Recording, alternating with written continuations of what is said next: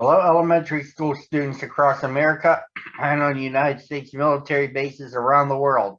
It's time for Michael T. Mondak reads once again. I'm the eponymous Michael T. Mondak, back with you on a Wednesday. And as always, coming to you virtually, reading one picture book to you, your parents, and your teachers. But I can't do it without a preview as to what I'll be reading. Here it is for this Wednesday.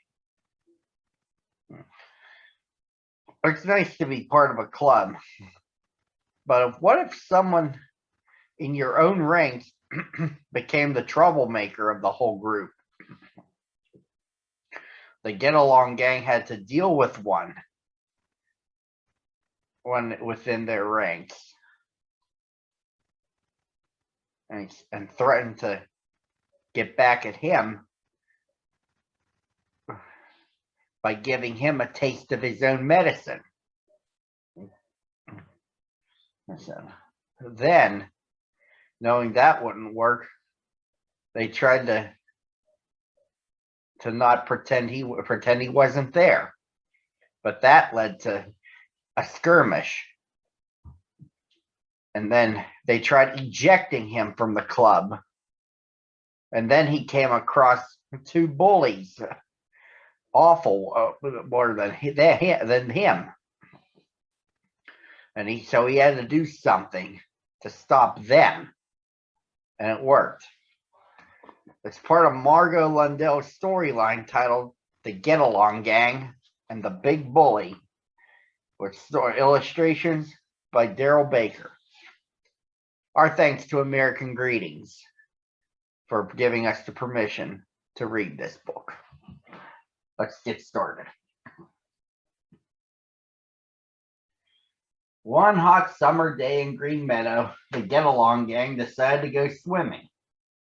As they waited in their clubhouse for everyone to show up, Rocco Rabbit opened the front door and started off. Montgomery Moose called after him. "Oh, wait a minute, Rocco. Bingo Beaver isn't here yet." "Aw, he knows the way. Let him catch up." But just then, Bingo arrived, and the whole gang set off excitedly for their secret swimming hole. On the way, they crossed Old Troll Bridge. Dottie Dog remembered a story she'd heard. Mean, scary trolls used to live under here. They made people pay the money to cross the bridge.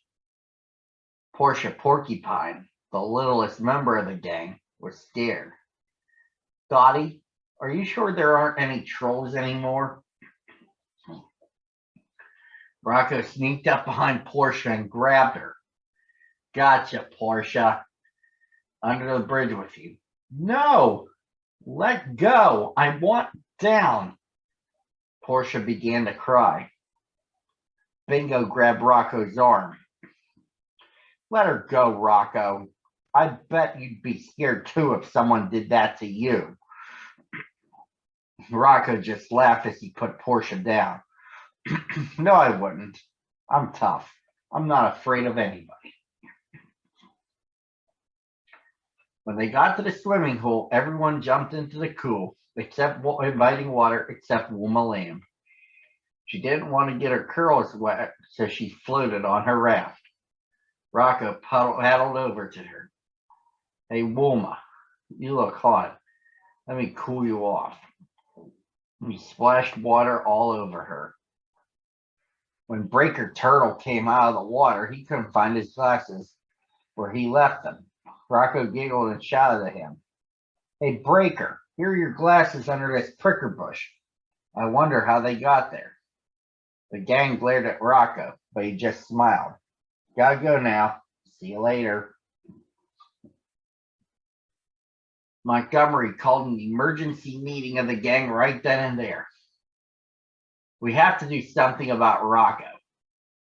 He's getting to be a real bully. He makes more trouble than Catch'em Crocodile." Poor soaked Wilma piped up. "I have an idea. The next time we go swimming, I'm going to teach him a lesson. I'm going to put a worm in his shoes." Montgomery frowned. "That's no solution. If we do that, we're acting just like him. Dottie grinned suddenly. I know. Bullies want attention. If we don't pay attention to Rocco, maybe he'll stop being a bully. Everyone agreed it was a great idea and promised to ignore Rocco until he started behaving himself.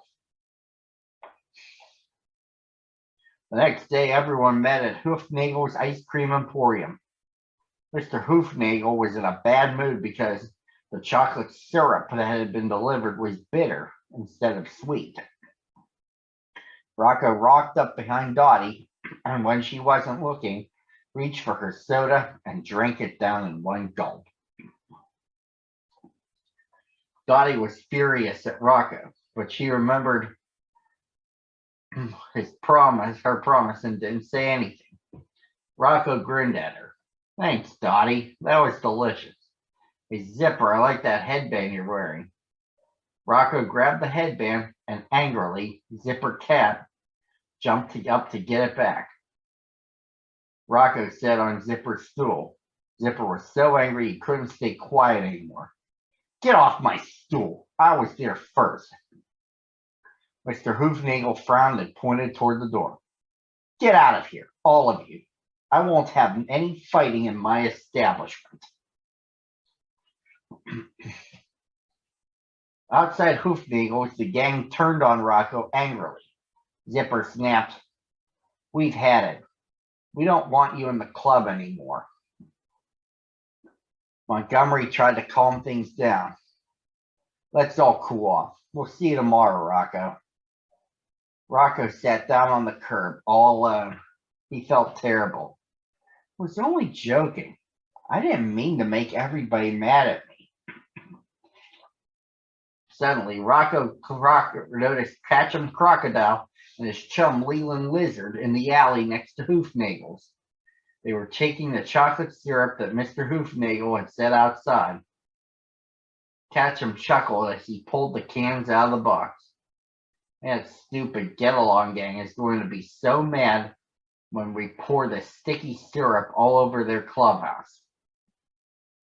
Rocco rushed into the alley. Hold it, you two! Startled, Leland jumped and spilled syrup all over poor Rocco. With a laugh, Catchum grabbed a couple of cans and raced off. Sorry, we can't help you clean up, Rocco, but we've got something to do. Rocco knew that he had to stop them.